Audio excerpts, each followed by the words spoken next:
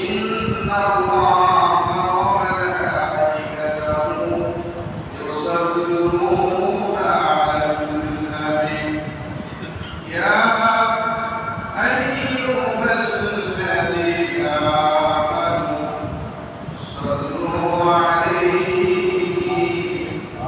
وسلموا تسليما اللهم صل على محمد وعلى آل محمد كما صليت على إبراهيم وعلى آل إبراهيم إنك حميد مجيد اللهم بارك على محمد وعلى آل محمد كما باركت على إبراهيم وعلى آل إبراهيم إنك حميد مجيد الحمد لله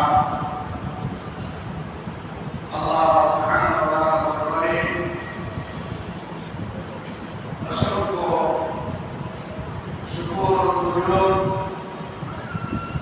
যিনি আমাদেরকে পবিত্র বাণীকে তৌফিক দান করেন আর তৃতীয় পর্ব তৃতীয় জুমা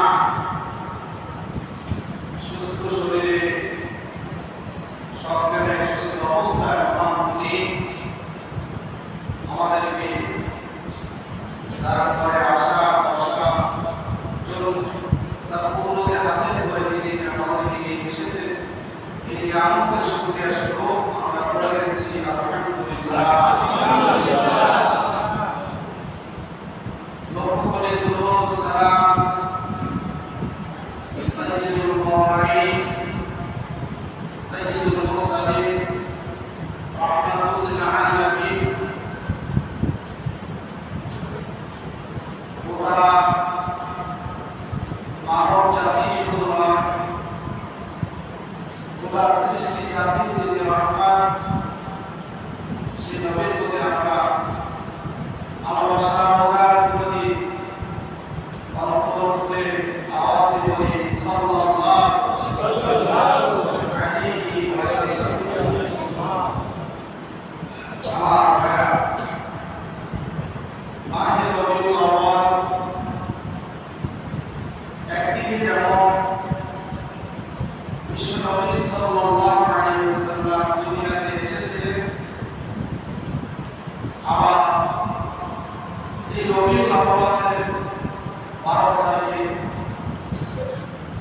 সোমবারের ইবাদত রাতে সুবহে সাদিকের সময় বিশ্বনবী দুনিয়াতে এসেছিলেন আবার একই দিনে দুনিয়া থেকে বিদায় নিয়েছেন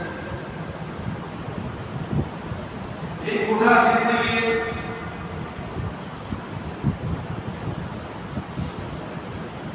যদি আমরা ফলো করি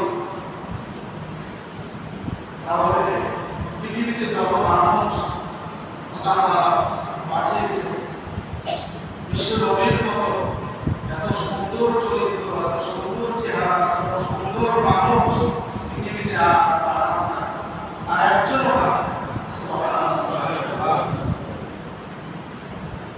সমস্ত দিক দিয়ে তিনি ছিলেন শ্রেষ্ঠ বাবা হিসেবেও ছিলেন শ্রেষ্ঠ স্বামী হিসেবেও ছিলেন শ্রেষ্ঠ বন্ধু হিসেবেও ছিলেন বন্ধু শ্রেষ্ঠ বন্ধু রাজনৈতিক নেতা হিসেবেও ছিলেন পৃথিবীর শ্রেষ্ঠ রাজনৈতিক তার সময় ফিলোসফি बहुत साइड दिए ছিলেন গ্রেট গভর্নর পৃথিবীর বড় বড় মনীষীদেরকে নিয়ে একটা বই রচনা করেছে 100টা হামলেট এই 100 মানুষের ভিতরে সর্বোত্তম সবার প্রথমে যার নাম এসেছে তিনি হলো আপনার নবী বিশ্ব নবী জনাবে মুহাম্মদ রাসূলুল্লাহ সাল্লাল্লাহু আলাইহি ওয়াসাল্লাম অতসে বই যিনি লিখেছেন তিনিও কিন্তু মুসলমান তিনিও বিধর্মী দেখো তিনিও মুসলমানদের নবী, আল্লাহর নবী, আখিরি নবী, শেষ নবীকেও চিনেছে। দুঃখের বিষয় হলো প্রতি বছর আমরা কত কথা শুনি, কত সুন্নতের উপরে আমল শুনি, ওয়াজ শুনি, আমাদের বাস্তব জীবনে সরকার আমাদেরকে বাধাগ্রস্ত করে দেয়। কথা বলা ঠিক না? গত জুমায় আমরা এতদূর পর্যন্ত গিয়েছিলাম বিশ্বনবী সাল্লাল্লাহু আলাইহি সাল্লাম যখন মা আমিনা উদরে আসলেন, গর্ভে আসলেন, এই গর্ভে আসা পরে অলৌকিক কিছু ঘটনা সংঘটিত হওয়া শুরু হলো। কথা ঠিক না? এটা আল্লাহ তাআলা দুনিয়াতে যত নবী পাঠিয়েছে সমস্ত নবীদেরকে কিছু না কিছু মুআজিজা দিয়ে দুনিয়াতে পাঠিয়েছে। নবীরাও চলে গেছেন, সাথে সাথে নবীদের সমস্ত মুআজিজা বিলীন হয়ে গেছে, বিদায় গেছে। কিন্তু আপনার আমার বিশ্বনবী সাল্লাল্লাহু আলাইহি সাল্লামকে আল্লাহ তাআলা অনেকগুলো মুআজিজা দিয়েছেন। এর ভিতরে শ্রেষ্ঠ যে মুআজিজা, সেই মুআজিজার নাম কি? আওয়াজ দিয়ে বলতে হবে। আরেকটু আওয়াজ। এই আল কোরআন এমন একটি মুআজিজা, বিশ্বনবী সাল্লাল্লাহু আলাইহি সাল্লাম ১,৫০০ বছর আগে চলে গেছে। আজও পর্যন্ত কোরআন আছে না নাই? আছে। কিয়ামত পর্যন্ত থাকবেন না? থাকবে ইনশাআল্লাহ। নবী চলে গেছে কিন্তু মুআজিজা বলবৎ রয়ে গেছে। এরকম অলৌকিক কিছু ঘটনা নবী সাল্লাল্লাহু আলাইহি সাল্লাম যখন মা আমিনার গর্ভে ছিলেন তখন ঘটেছে। গত জমায় সেগুলো আলোচনা করেছি।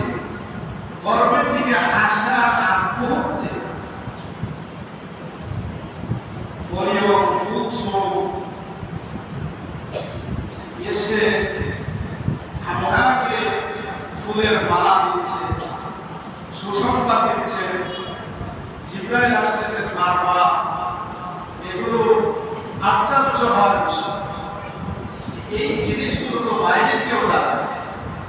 হযরত আমিনা রাদিয়াল্লাহু তাআলা নবী সাল্লাল্লাহু আলাইহি সাল্লামের গর্ভধারিণী মা, তাকে বারবার বার্তা দিয়ে জানানো হচ্ছে যে আমিনা, তুমি কিন্তু বিশ্বনবী আখিরি নবীর মা। তোমার পেট থেকে যে বাচ্চা দুনিয়াতে আসবে সে কিন্তু সাধারণ কোনো মানুষ না। বলে সুবহানাল্লাহ। হযরত আমিনা রাদিয়াল্লাহু তাআলা আব্দুল মুত্তালিবকে এই ঘটনাগুলো সব কিছু এক এক করে বর্ণনা করতেছিলেন। এক পর্যায়ে নবীজি দুনিয়া আসার সাথে সাথে হযরত আমিনা বলেন, আমি দেখতে পেলাম যে আমার কোল থেকে একটু নূরের আলো বের হচ্ছে। নূরের আলো বের হয় পারস্যর দিকে চলে গেল। পারস্যর দিকে যাওয়ার সাথে সাথে আমি যতদূর পর্যন্ত আমার চোখ গেল, আমি দেখতে পেলাম যে পুরো দুনিয়াটা আলোকিত হয়ে যাচ্ছে। সুবহানাল্লাহ। পুরো দুনিয়াটা আলোকিত করে ফেলল। আমার ঘরটা পূর্ণিমা চাঁদের মতো উজ্জ্বল হয়ে গেল। দুনিয়াতে আসার পরে অলৌকিক অনেক ঘটনা তিনি ঘটলেন। নবী সাল্লাল্লাহু আলাইহি সাল্লাম যখন জন্মাই ছিলেন তখন আল্লাহ তাআলা পূর্ণিমার চাঁদকে নবীদের জন্য খেলনা হিসেবে পাঠান। যেদিকেই নবীকে যায় আকাশের পূর্ণিমার চাঁদটা ওদিকেই দৌড়। নবী সাল্লাল্লাহু আলাইহি সাল্লামের দাদার নাম কি ছিল? Abdul Muttalib. আর চাচার নাম ছিলেন আবু তালিব। আবু তালিব হযরত আব্বাস রাদিয়াল্লাহু তাআলা বলেন, হযরত আবু তালিব নবী সাল্লাল্লাহু আলাইহি সাল্লামকে বলে দিলেন রাস্তায় বের হয়েছে। রাস্তায় বের হওয়ার পরে আবু তালিব দেখলেন যে একবার আকাশের চাঁদটা ওদিকে যায়, আবার এদিকে যায়। ডাক্তার চলে গেলেন, কি ব্যাপার?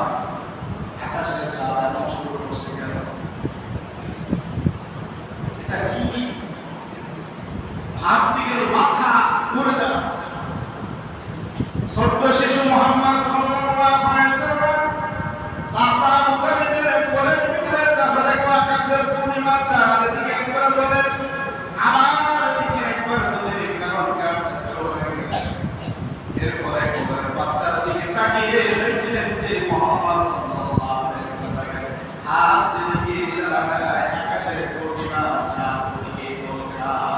সুবহানাল্লাহ। আকাশের চাঁদটাকে আল্লাহ তাআলা বিশ্বনবীর জন্য খেলনা বানিয়ে আমার ভাইরা আরবের প্রথা অনুযায়ী সন্তান জন্মগ্রহণ করার পরে হাতিমা দেওয়া হতো, দুধ মাতাকে দেওয়া হতো। সন্তান জন্মগ্রহণ করবে এই মা কিন্তু করাবে না সে। আরো কিছু অলৌকিক ঘটনা ছিল। দুনিয়া মহিলারা প্রসব বেদনায় ছটফট করতে থাকে। গর্ভে যখন বাচ্চা যায় মহিলারা খেতে পারে না, বমি হয়, মাথা ঘোরায়, অশান্তি বিরাজ করে। হযরত আমিনা রাদিয়াল্লাহু তাআলা আমাদের মহিলারা শোনো, তোমাদের যেমন সিদ্ধম করে দাও আমায় করবে বাচ্চা নেই, আমি মা হবে, আমি মা আমিনা আমার বাচ্চা মুহাম্মদ সাল্লাল্লাহু আলাইহি ওয়াসাল্লাম আমার ঘরে এসেছেন। দুনিয়ার কোন মহিলা আমার ভিতরে আমি কোনদিন দেখতে পাই না।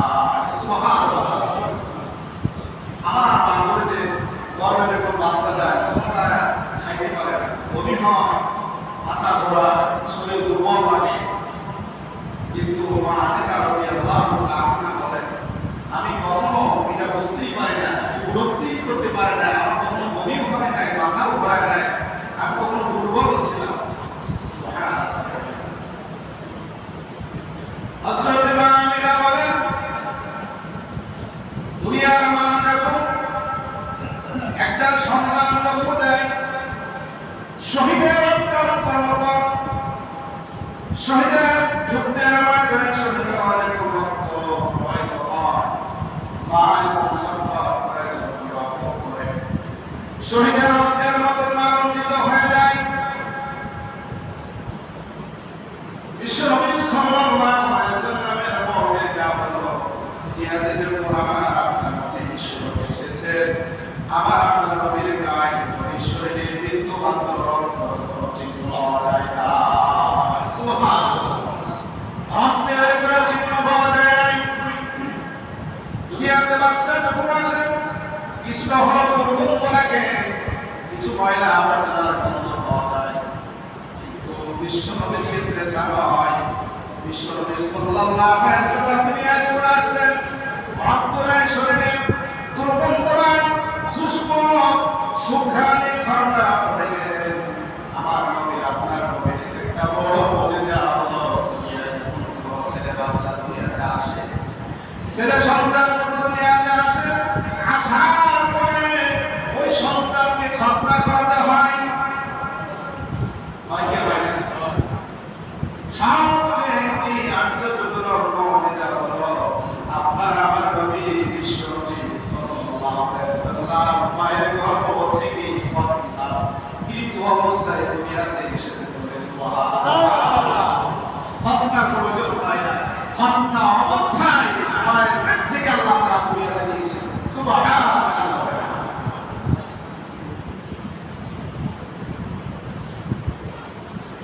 কেমন আশ্চর্য ব্যাপার!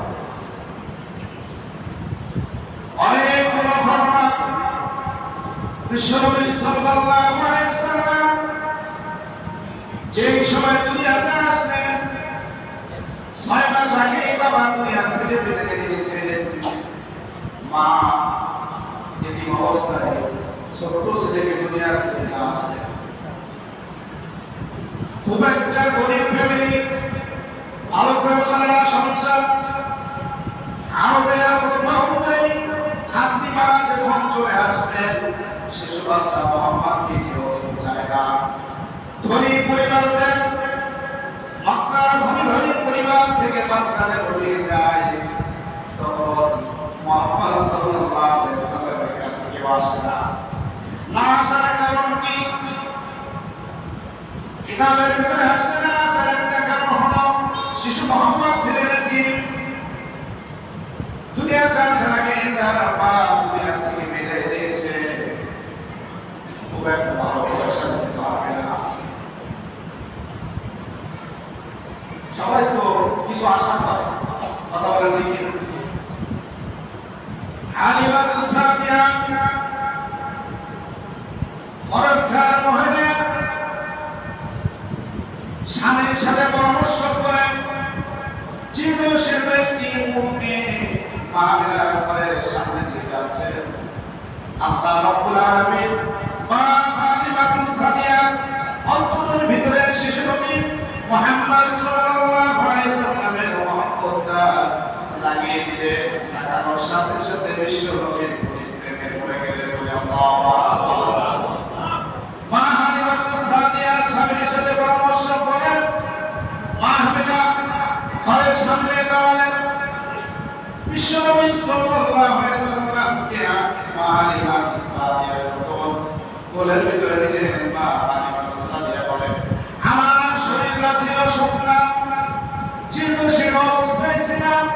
আমি যখন শিশু মুহাম্মদ সাল্লাল্লাহু আলাইহি সাল্লামকে আমার কোলের ভিতরে উঠাই দিলাম, আমি লক্ষ্য করতে পারলাম সাথে সাথে আমার বডির স্ট্রাকচার, আমার শরীরের সৌন্দর্য, আমার শরীরের শক্তি সব কিছু মুহূর্তের ভিতরে বৃদ্ধি হয়ে গেল। বলে সুবহানাল্লাহ। শুধু তাই না, শিশু মুহাম্মদ সাল্লাল্লাহু আলাইহি সাল্লামের দিকে তাকিয়ে আমি যেন আমার চিরজীবনের মুক্তকে আজকে সর্বজনতে বসলাম। হালিমাতুস সাদিয়া রাদিয়াল্লাহু তাআলা আনহা সাথীদের সাথে করে গেছিলেন। সাথীরা সব বাচ্চারা নিয়ে বহুদূর পর্যন্ত এগিয়ে গেলেন। তার উল্টা ছিল বড় দুর্বল, যাইতে পিছিয়ে পড়েছিলেন। তিনি বলছেন, আমি যখন মুহাম্মদ সাল্লাল্লাহু আলাইহি সাল্লামকে আমার কোলে নিয়ে আমার স্বামীর সাথে উঠে উঠলাম, আমি তখনও দেখতে পেলাম যে আমার এই দুর্বল রূপটা সাথে সাথে সবল হয়ে গেছে। সবার পিছনে থাকা হালিমাতুস সাদিয়া রাদিয়াল্লাহু তাআলা দেখা গেল সকল বান্ধবীদের, সকল পুরুষদের আগে অবস্থান করে সামনে গিয়ে দাঁড়িয়েছে। সুবহানাল্লাহ।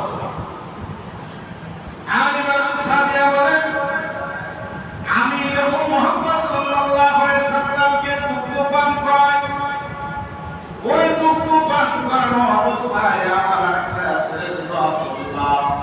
আমি লক্ষ্য করে দেখেছি মুহাম্মদ শিশু নবী যখন দুগ্ধ পান করেছে, আমি বহুবার চেষ্টা করেছি আমার দুইটা স্তনটাকে গালে দেওয়ার জন্য, কিন্তু আমার আরেকটা সন্তান আব্দুল্লাহ যে দুধটা পান করত, আমি দেখি নাই কখনো যে মুহাম্মদ শিশু নবী ওই দুধে কখনো মুখ লাগাইছে। আল্লাহু আকবার। এখান থেকে শিক্ষার বিষয় হলো শিশু মুহাম্মদ সাল্লাল্লাহু আলাইহি সাল্লাম হালিমাতুস সাদিয়া রাদিয়াল্লাহু তাআলা ছিলেন, কিন্তু বিশ্ব নবী দুগ্ধ পান করা অবস্থায় ইনসাফ কায়েম করেছেন। কথা বলেন ঠিক কিনা? আজকে ইনসাফ আমরা সমাজের ভিতরে খুঁজে পাই না। ইনসাফ না থাকার কারণে সমাজের ভিতরে যত অন্যায়, অরাজকতা, অশান্তি, কথা বলেন ঠিক কিনা? ইনসাফ প্রতিষ্ঠা করে গেছেন আপনার আমার নবী বিশ্ব নবী সাল্লাল্লাহু আলাইহি সাল্লাম। একেবারে শিশু অবস্থা ইনসাফ কাকে বলে দেখো? দুধ খায়, মায়ের দুধ খায়, কিন্তু কখনো যে দুধ আব্দুল্লাহ খেয়েছে ওই দুধের ভিতরে আমার আপনার নবী কখনো মুখ লাগায় না। এর থেকে বলে ইনসাফ আর হতে পারে। কথা বলে ঠিক। আমরা তো একটু কয়েকজন মিলেই শেয়ারে জমি কিনেছি, সমিতি খুলে বসছে, ইত্যাদি ইত্যাদি অনেক ভাই আছে শেয়ারে। একটু সুযোগ পাইলে দেখবেন যে নিজের স্বার্থ স্বভাব বিরাজ করে অন্যরা লাফান আছে না নাই? এখন তো এমন হয়েছে টাকা ধার দেওয়া আর পাওয়া যায়, পকেটে টাকা আছে, আপনি ধার চেয়ে দেখবেন, কত চেয়ে দেখলেন, কেন হয়েছে? এমন পরিবেশ কেমন হয়েছে? আমরা করেছি একজনের কাছে টাকা ধার নিয়ে ওর সাথে 6 বছর টাকা কথা বলে ঠিক কিনা?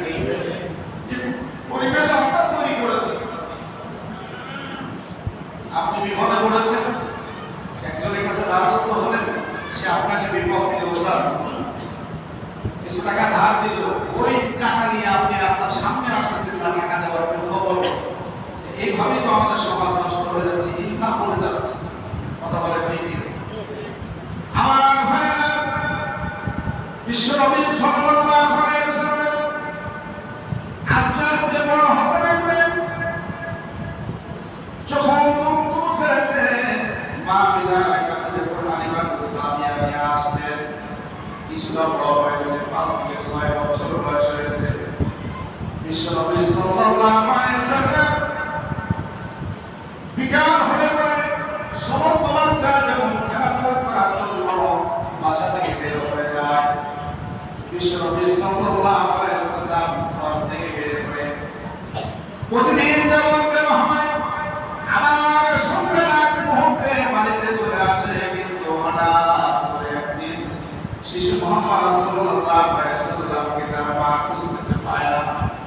সন্ধ্যা হয়ে গেছে, সব ছেলেরা তো বাড়িতে চলে আসছে। এদিন নবী আমার শিশু নবী মুহাম্মদ সাল্লাল্লাহু আলাইহি ওয়াসাল্লাম ঘরের ভিতরে এখন আসে নাই। হযরত মা আমিনা রাদিয়াল্লাহু তাআলা খুঁজতে শুরু করলেন, খুঁজতে খুঁজতে মালের কানি দিতে দাঁড়ায়, যা দেখে ওই মালের কানির ভিতরে দাঁড়িয়ে দাঁড়িয়ে আপনার আমার নবী বিশ্বনবী সাল্লাল্লাহু আলাইহি ওয়াসাল্লাম অজরে জোরে কান্না করা শুরু করে দিয়েছে। মা আমিনা রাদিয়াল্লাহু তাআলা বিশ্বনবী সাল্লাল্লাহু আলাইহি ওয়াসাল্লাম কি করে দিলে মুখে চুমা দিচ্ছেন, মাথায় চুমা দিচ্ছেন, আদর করতেছেন। বাবারে কান্দো কেন? মক্কার কোন ছেলে তোমাকে মেরেছে নাকি? মক্কার কোন ছেলে তোমাকে গালি দিয়েছে নাকি? ও মুহাম্মদ কান্দো কেন? কিন্তু মা আমিনা রাদিয়াল্লাহু তাআলা একটার পর একটা প্রশ্ন করে আপনার নবী বিশ্ব চোখের পানি ছেড়ে আরো বেশি করে কান্না শুরু করে। কান্না থামে না।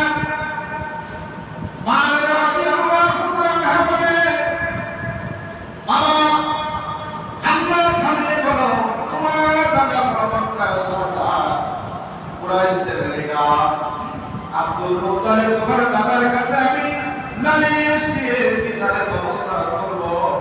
এর মাকে মেরেছে, কে গালি দিয়েছে বলো। বিশ্বনবী সাল্লাল্লাহু আলাইহি ওয়াসাল্লাম বলেন, মা আমাকে কেউ গালি দেয় না, আমাকে কেউ মারে না, ওখানে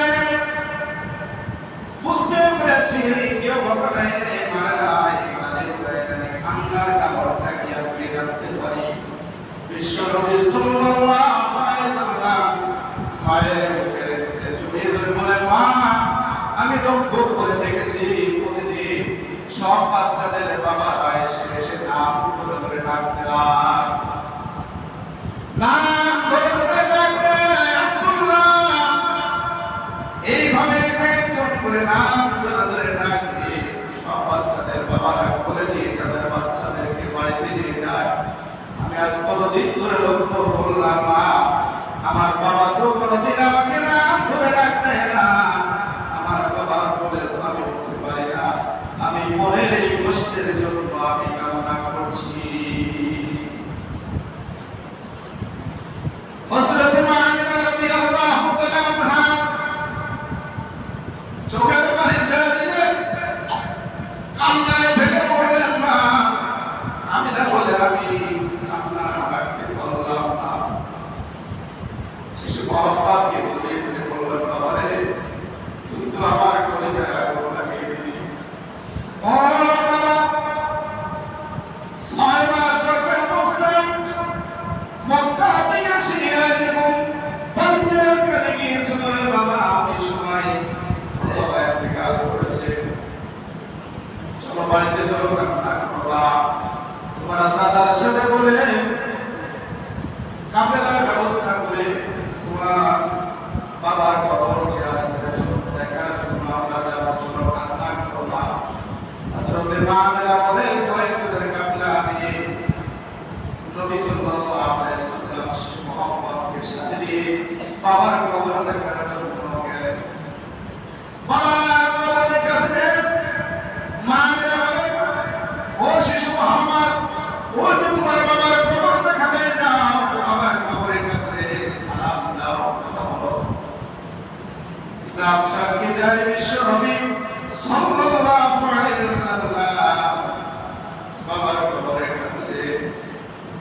ডাক দিলেন, বাবা, ও বাবা, কথা বলো। আমি শিশু মুহাম্মদকে বলে না, কান্না ভেঙে বলেন, মা, দূর থেকে দৃশ্য দেখে কান্নায় অস্থির হয়ে যাচ্ছে। জন্মের পর থেকে আবার আপনার নবী বাবার মুখটাও দেখে নাই। কিতাবে আছে ওই অবস্থায় বাড়ি ফেরার পথে কাফেলার থেকে বিশ্বনবীর মা হযরত আমিনাও বিদায় নিলেন। জন্মের 6 মাস গর্ভে অবস্থায় আমার নবীর পিতা হলেন 6 বছর বয়সে মা দুনিয়া থেকে বিদায় নিলেন। বাপ বলায়, মা বলায়, অথচ আল্লাহ তাআলা আমাদের নবীকে দুনিয়াতে পাঠিয়েছে। যে নবীর মতো সুন্দর চরিত্র পৃথিবীতে আর একজন আসবেন না। আমার বন্ধুরা, শিশু মুহাম্মদ সাল্লাল্লাহু আলাইহি ওয়াসাল্লাম যৌবনের পদার্পণ করলেন। কোন সমাজের ভিতরে এই সমাজে জন্মগ্রহণ করলেন? অন্যায় অনাচারে বিচারে সুদূর জলাজগত অশান্তি বিশৃঙ্খলা বিরাজমান। চিন্তা করে দেখলেন 17 বছর যখন বয়স হয়েছে আমার আপনার নবীর, তখন তিনি একটি চিন্তা করলেন যে একটি সংগঠন তৈরি করতে হবে, অর্গানাইজ কমিটি তৈরি করতে হবে এই সমাজকে পরিবর্তন করার জন্য। এই সমাজকে নির্মাণ করার জন্য হিলফুল ফুজুর নামে একটি সংগঠন তৈরি করলেন। আমার আপনারা ভাইরা, আজ পর্যন্ত দেখবেন এই 16, 17, 18, 20 বছর, 25 বছর পর্যন্ত এই সমাজের ভিতরে এমন কিছু ছেলে আছে যারা এই সমাজকে নির্মাণ করার জন্য চেষ্টা করে যাচ্ছে। কথা বলে ঠিক কিনা? আপনারা ইতিমধ্যে লক্ষ্য করেছেন বাংলাদেশের সর্বশ্রেষ্ঠ বিদ্যাপীঠ ঢাকা ইউনিভার্সিটির মতো জায়গায় যেখানে ইসলামী ছাত্র শিবিরের কখন কথা বলতে পারে নাই, ইসলামী ছাত্র শিবিরের নাম শুনলে পুলিশের হামলার শিকার হয়েছে। আজকে আমরা লক্ষ্য করতে পেরেছি বাংলাদেশের সর্বশ্রেষ্ঠ বিদ্যাপীঠ ঢাকা বিশ্ববিদ্যালয়ের মতো একটি শ্রেষ্ঠ জায়গায় শিবিরের ব্যানার থেকে তারা বিজয় লাভ করেছে। আমি শিবিরের বিজয় করবো না, আমি এটা ইসলামের বিজয় বলে আখ্যায়িত করবো। কথা বলেন ঠিক কিনা? এটা শুধু শিবিরের বিজয় নয়, এই বিজয় হলো ইসলামের বিজয়। কথা বলেন ঠিক কিনা? মুসলমানদের বিজয়। মানুষ মুখ ঘুরিয়ে নিয়ে পরিবর্তনে আসতেছে। মানুষ ঢাকা ইউনিভার্সিটির মতো জায়গায় দেশের সর্বশ্রেষ্ঠ মেধাবী শিক্ষার্থীরা যেখানে লেখাপড়া করে, তারা যেহেতু ইসলামকে আলিঙ্গন করে নিয়েছে, সত্যকে আলিঙ্গন করে নিয়েছে, আদর্শকে তারা ধারণ করেছে, সুতরাং আগামীর বাংলাদেশ হবে ইসলামের বাংলাদেশ। তারা বলেন ঠিক কিনা? আসুন আমাদের দেশের সমস্ত রাজনৈতিক ব্যক্তিত্ব যারা আছে, আমরা বর্জন করব খারাপ, ধারণ করব ভালো। কথা বলে ঠিক? আমরা বর্জন করি দুর্নীতি, বর্জন করব চালাবাজি, বর্জন করব আমরা আমাদের দেশের অনৈতিক যে কাজগুলো আছে সেগুলো আমরা আদর্শকে গ্রহণ করব। আর আমরা যেহেতু মুসলমান, আমাদেরকে এই দুনিয়া থেকে একদিন বিদায় দিতে হবে। আমাদের সর্বকাল যেন আল্লাহর জন্য রাসূল করিম সাল্লাল্লাহু আলাইহি ওয়াসাল্লামের আদর্শ মোতাবেক হয়। যখন আমার রাসূলের আদর্শ মোতাবেক আমার প্রতিটি কাজ হবে, তখন ওই আমলগুলো আমার আল্লাহ তাআলার কাছে গ্রহণযোগ্য হবে। বলেন সুবহানাল্লাহ। আমার ভাইরা, সুতরাং বিশ্বনবী সাল্লাল্লাহু আলাইহি ওয়াসাল্লাম সমাজটাকে পরিবর্তন করার জন্য যে সংগঠন তৈরি করলেন, সেই সংগঠনের কাজ কিভাবে কি করা যায়, সমাজ নির্মাণে কিভাবে কি কাজ করতে হবে, সমাজের ভিতরে অসঙ্গতি দূর করে ন্যায় ইনসাফ কিভাবে প্রতিষ্ঠা করা যায়, আগামী জুমায় ইনশাআল্লাহ আমরা বিস্তারিত কোরআন ও হাদিসের রেফারেন্স দিয়ে কোরআন ও হাদিসের ব্যাখ্যা দিয়ে আমরা বোঝানোর চেষ্টা করব ইনশাআল্লাহ। আমার তৌফিক ইল্লাহ। আমার ভাই যাদের সামনে খালি জায়গা আছে মেহরবানি করে আপনারা একটু জায়গা না ছাড়া দিয়ে সামনে এগিয়ে আসবেন।